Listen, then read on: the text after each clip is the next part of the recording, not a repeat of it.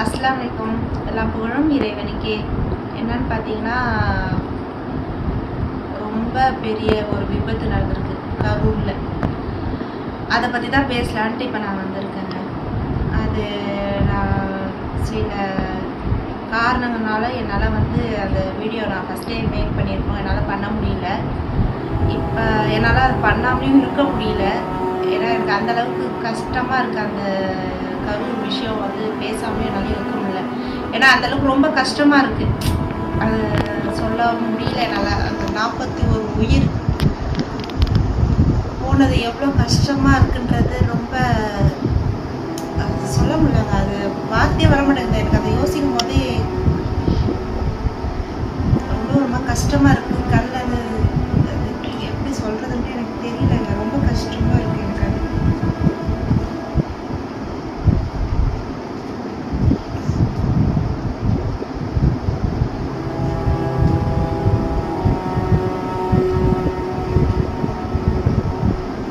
கரூர் விஷயம் அது என்னன்னு பார்த்தீங்கன்னா 41 உயிர் போயிடுச்சு. அது ஈஸியாக ஏதோ ஒரு எப்படி சொல்கிறது, மொத்தமாக எவன் அள்ளிட்டு போன மாதிரி இருக்குது அந்த விஷயம். பார்த்தீங்கன்னாக்கா அது ரொம்ப மனசு ரொம்ப ஆழமாக காயப்பட்டிருக்கு எனக்கு. அது எப்படி சொல்கிறதுன்னு எனக்கு தெரியல. ஏதோ கூட பிறந்த சகோதரர் வீட்லேயோ சகோதரி வீட்லேயோ நடந்த ஒரு இன்சிடென்ட் எப்படி நடந்திருந்தால் எவ்வளோ கஷ்டமாக இருக்குமோ அந்த மாதிரி.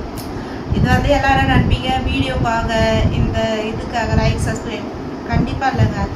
மனசால் கஷ்டமாக இருக்குது எனக்கு. அது எப்படி சொல்லணும்னு தெரியல. எனக்கு வீடியோ ஸ்டார்ட் பண்ணே நான் அது பண்ண வேண்டான்ட்டு இருந்தேன். இந்த வீடியோ மேக் பண்ண வேண்டாம், ரொம்ப கஷ்டமாக இருக்குது, பேசுகிறேன்ட்டு. நான் ஒரு 2-3 பேர் சொன்னாங்க, நீங்கள் பேசுங்க சிஸ்டர், இதை பற்றி பேசுங்க அப்படின்னாங்க. அந்த ஒரு விஷயத்துக்காக தான் நான் இது இப்போ பேசுகிறேன். என்னன்னு பார்த்தீங்கன்னா, நம்ம கவர்மெண்ட்டை குறை சொல்லிகிட்டு இருக்கோம். சிஎம் இந்த இடத்த கொடுத்துருக்கலாம். ஒருத்தவங்க விஜய் சார் சிஎம்மை சொல்கிறது, சிஎம் விஜய் சாரை சொல்கிறது, அவங்களோட இவங்கள எப்படி சொல்கிறது, கட்சி அமைப்பாளர்களை குறை சொல்கிறது. ஒருத்தர் மாற்றி குறை சொல்லிட்டு இருக்காங்க தவிர்த்து, ஏன் அரசியல் இப்படிவோ இது அப்படின்னு குறை சொல்லிட்டு இருக்காங்க. அந்த பாதிக்கப்பட்ட அந்த குடும்பத்திற்காக நெக்ஸ்ட் என்ன பண்ணலாம், காசு தானே அப்படின்னு சொல்லிட்டாங்க. எனக்கு என்னன்னா, விஜய் சார் அந்த இடத்துலேருந்து போகாமல் இருந்து அந்த பாதிப்பு, ஏன்னா அவங்களுக்காக தான் அவ்வளோ கூட்டம் கூடிச்சு, இருந்து பார்த்துட்டு போயிருக்கலாம். அவர் என்ன சொன்னாருன்னா, ஒரு ஷார்ட் வீடியோவில் போட்டார், இந்த மாதிரி நான் திருப்பி வந்தேன்னா அங்கே பெரிய கலவரம் ஏற்பட்டிருக்கோம் அப்படின்னு பேசினார் அவர். அது எப்படி சொல்கிறது, கலவரம் ஏற்பட்டிருக்கும்ன்றது ஒரு விஷயம்னா, நீங்கள் அதுக்கப்புறம் நீங்கள் ஒரு டக்குன்னு ஒரு வீடியோ எடுத்து போட்டிருக்கலாம். அந்த டைமே நீங்கள் பண்ணியிருக்கலாம். இல்லை நீங்கள் இருந்து ஏதாச்சும் கொஞ்சம் டைம் எடுத்து அப்புறம் கூட நீங்கள் நெக்ஸ்ட் டே கூட பார்த்துருக்கலாம். ஏதாவது உங்கள் ஆளுங்களை வச்சு ஏதாவது ஒரு இது பண்ணிக்கலாம். என்னன்னு தெரியல, அங்கே என்ன சூழ்நிலைன்னு நம்மளுக்கு தெரியல. நம்ம அவங்களும் இவங்களும் குறை சொல்லிட்டு இருக்காம, ஏன்னா அவர் அவர் வேலையை பார்க்க, பட் அவர் வேலையும் முழுமையாக பார்க்க விடலை. மக்கள் ஆகிய நீங்கள் அவர் வேலையும் பார்க்க ஒழுங்காக விடலை, யார் வேலையும் ப்ராப்பராக பார்க்க விடலை. நீங்கள் அவர் என்ன சொல்ல வர்றாருன்ட்டு அந்த மெசேஜும் அவரை சொல்லவில்லை. இது முழுக்க அது யாருனாக்கா பார்க்க வந்தவங்க மக்கள், உங்களுக்கு நீங்களே தாங்க காரணம். சின்ன குழந்தைலாம் அங்கே போய் ஓட்டி என்னங்க போட போகுது? சின்ன குழந்தைங்க, கர்ப்பிணிங்க, அதுக்கப்புறம் பார்த்தீங்கன்னா வயசானவங்க, இவங்கெல்லாம் போயிருக்காங்க அந்த கூட்டத்துக்கு. ஏன் வேண்டாம் வராதிங்கன்னு சொல்லியும் போயிருக்காங்க. ஒரு ஷார்ட்ஸில் நான் பார்த்தேன், ஒருத்தவங்க ஹஸ்பண்டு இப்போ ஒய்ஃப் குழந்தைய முன்னாடி வச்சுக்கிட்டு கூட்டிகிட்டு போயிட்டுருக்காரு. சின்ன குழந்தை, ஒரு பொம்பளை குழந்தைய கூட்டிகிட்டு வச்சு அவ்வளோ ஸ்பீடாக போகிறாரு அந்த இதுக்கு பின்னாடி. ஏன் அந்த குழந்தை நீங்கள் வைக்கிறதுக்கு எவ்வளோ கஷ்டப்பட்டிருப்பீங்க. அவர் 5 நிமிஷம் பார்த்துட்டு போகிறதுக்காக அவ்வளோ வருஷம் நீங்கள் எப்படி சொல்கிறது, அந்த குழந்தைக்கு உயிர் போயிடுச்சுன்னா என்ன பண்ணுறது? போயிடுச்சு, 41 உயிர் போயிடுச்சு. அந்த ஒரு குடும்பத்தினாரும் யோசிச்சு பாருங்கள். அவங்கவுங்க தப்பு தாங்க. அந்த உயிர் போனேன்னா அந்த குடும்பத்தினாருங்க தான் அது பொறுப்பு எடுத்துக்கணும். இதுக்கு மேல் பட்டு நான் என்ன சொல்கிறேன்னா, இவ்வளோ கும்பல் இருக்குது அப்படின்ற ஏரியாவில் இவ்வளோதான் அதுக்கு ஸ்பேஸ் இருக்குன்னா, தயவு செஞ்சு போய் அந்த கும்பலில் போய் மாட்டிக்காதீங்க. மெயினாக இந்த கர்ப்பிணிங்க, இந்த குழந்தைங்க வச்சுருக்கவங்க, கை குழந்தை வச்சுருக்கவங்க, வயசானவங்க, தயவு செஞ்சு இந்த மாதிரி கும்பலில் போய் மாட்டிக்காதீங்க. அவர் வந்து ஃபஸ்ட்டு ஒரு செலிப்ரிட்டியாக இருக்கும் போது எவ்வளோ கும்பல் சேருன்னு உங்களுக்கு தெரியும். இப்போ அவர் வந்து அரசியலுக்கே வரும்போது எவ்வளோ கும்பல் சேராது. அது நீங்கள் நார்மலாகவே நீங்கள் யோசிச்சிருந்தீங்கன்னா கண்டிப்பாக யாரும் அந்த சின்ன குழந்தைய வச்சுக்கிட்டோ யாரும் அந்த கும்பலில் போயிருக்க மாட்டீங்க. போய் மாட்டிக்கிட்டு இப்போ அவங்க அது செய்யலை, இவங்க வந்து இது கேட்கலை, விஜய் சார் தான் இதுக்கு பொறுப்பு, அவங்க தான் இவங்க பொறுப்புன்னு மாற்றி மாற்றி மாற்றி மாற்றி குறை சொல்லிக்கிறீங்க. தயவு செஞ்சு இந்த குறைய சொல்கிறத நிப்பாட்டிட்டு அதுக்கு நாம் தான் பொறுப்பு, நம்ம வந்து நம்ம அந்த குழந்தையும் ஒய்ஃபையும் அவங்கவுங்க வீட்டில் நீங்கள் யோசிச்சு பாருங்கள்.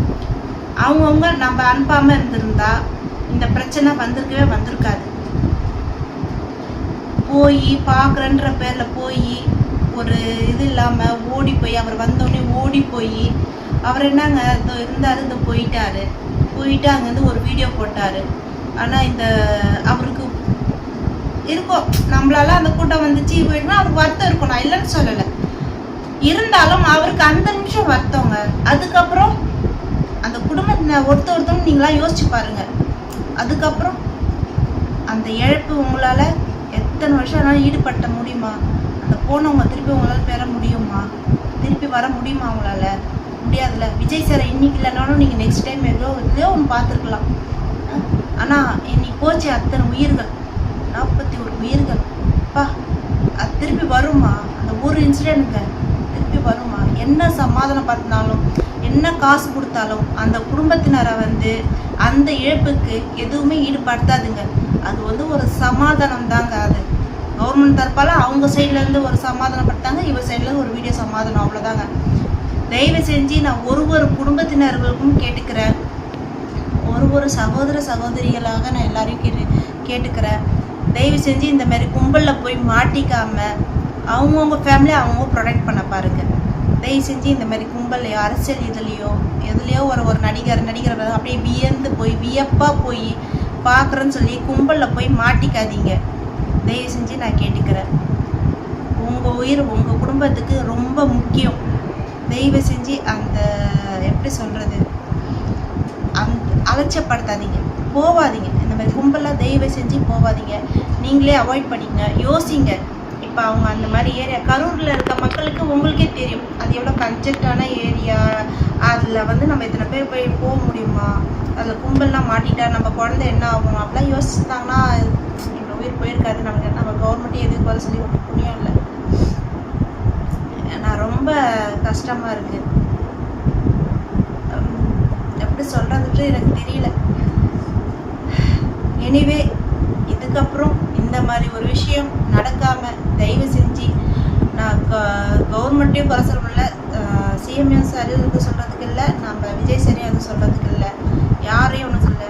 நீங்களாக உங்களோட எப்படி சொல்கிறது குடும்ப இம்பார்ட்டன்ஸ் நீங்கள் எவ்வளோ முக்கியன்றதை நீங்கள் புரிஞ்சு தெரிஞ்சுக்கிட்டு இந்த மாதிரி ஒரு கும்பல் செய்கிற இடத்துல போகாமல் அவாய்ட் பண்ணிக்கிட்டு நீங்கள் வீட்டிலேருந்து லைவோ என்னவோ பாருங்கள். தயவு செஞ்சு அந்த மாதிரி இடத்துக்கு போகாமல் அவாய்ட் பண்ணுறது நல்லதுன்றது என்னோட கருத்து தெரிவித்து அந்த 41 ஃபேமிலிக்கும் ஒரு சகோதரியாக ஒரு மாதிரி எனக்கு வருத்தமாக இருக்குது.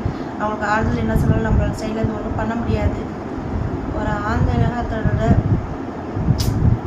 நான் அவங்களுக்கு 41க்காகவும் நான் ப்ரே பண்ணியிருக்கேன்.